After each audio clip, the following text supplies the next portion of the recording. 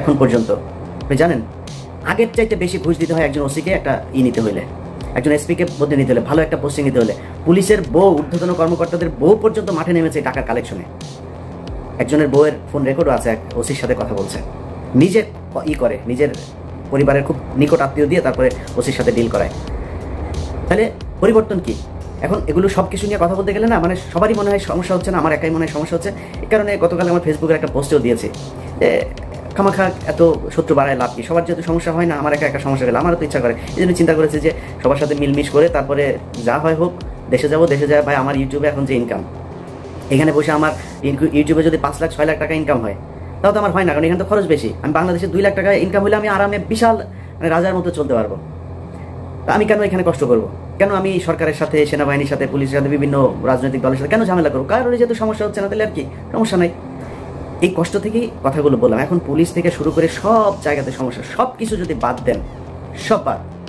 আচ্ছা, যেই হত্যাগুলো হইল, এটার ব্যাপারে মিনিমাম একটা ইতে যাওয়া দরকার ছিল, জান নাই। এখন এই যে ছাত্ররা মনে করছেন যে আপনারা টাকা পয়সা করে তারপরে বিশাল আকারে একটা মানে এই ফান্ড তৈরি করে তারপরে রাজনৈতিক দল গঠন করবে, নতুন দল। এই মাসে সম্ভবত আপনাদের নতুন দল আসবে। আপনার দলে মানুষ আসবে কেন আমাকে বলেন? কিসের জন্য আসবে? কোনো একটা কারণ থাকতে হবে। তা আপনি অন্য দলের চাইতে কোন জায়গায় ভিন্ন, যেই কারণে আপনার দলে আসবে? সেটা আসতে হলে অন্তত আমি মনে করি 2টা কাজ করতে হইতো। 1 নম্বর, এই যে আওয়ামী লীগের যেই হত্যা মামলার আসামিগুলো, চিরুনি অভিযান চালায় প্রতিটা আসামিকে ধরতে হবে।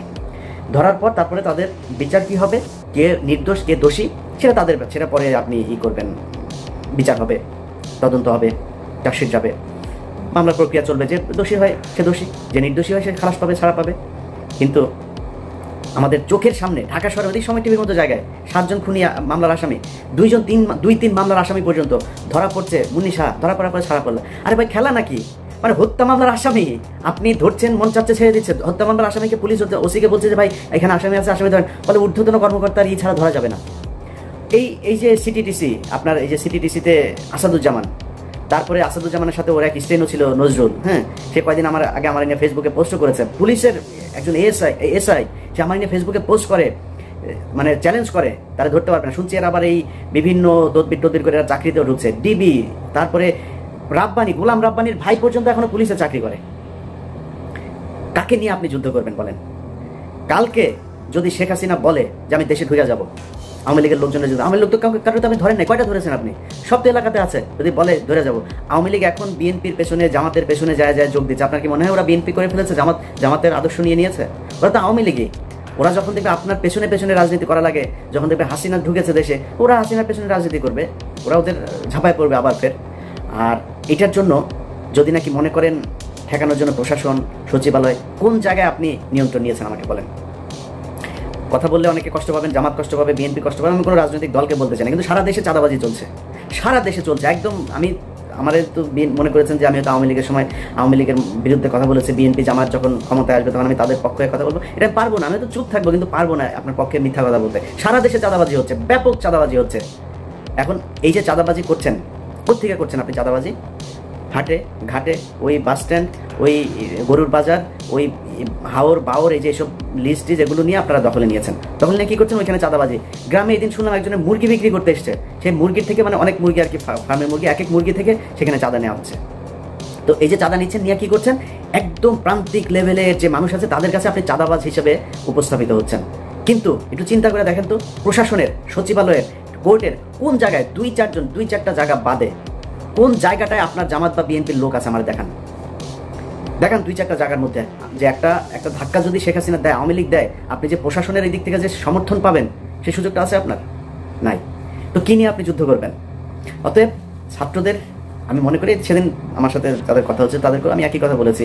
তারা বলছে যে আমরা আসলে অনেক কিছু চাইলেও পারছি না। তো আপনারা যদি পারছেন না, এটা কি মানুষ জানে? যেই হোক, মানে ছাত্রদের ভেতরে আমি কারণ নাম ধরছি না, যেই আমার সাথে যারই কথা হোক, যেই লেভেলেরই হোক, এ বলছে আমরা পারছি না। আপনারা পারছেন না, এটা তো মানুষ জানে না।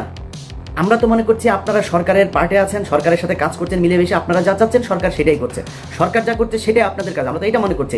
আপনাদের কথা যে সরকার শুনছে না, সেটা তো বলতে হবে। বলতে হলে কি করতে হবে? সরকারের ছাত্রদের প্রতিনিধি যারা আছে তাদেরকে পদত্যাগ করতে হবে, করে রাস্তায় নেমে আসতে হবে। এর বাইরে নাম ধরে বলি, নাহিদ ভাই, আসিফ ভাই, হাসনাত ভাই, সাজিদ ভাই, যারা যারা আছেন, পিঠের চামড়া থাকবে না।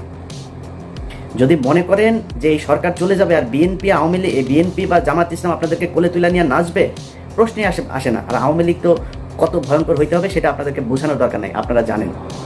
এরা জেলখানার ভেতরে মানুষকে ধরে জবাই করে মারে, ফাঁসি হইলেও এদের মনে শান্তি হয় না, জবাই করে মারে। এখন শুনছি ওই যে ক্যাপ্টেন বাসেদ সাহেব মাজেদ গিয়েছিল, এই ক্যাপ্টেন মাজেদ সাহেবকেও জবাই করেছিল।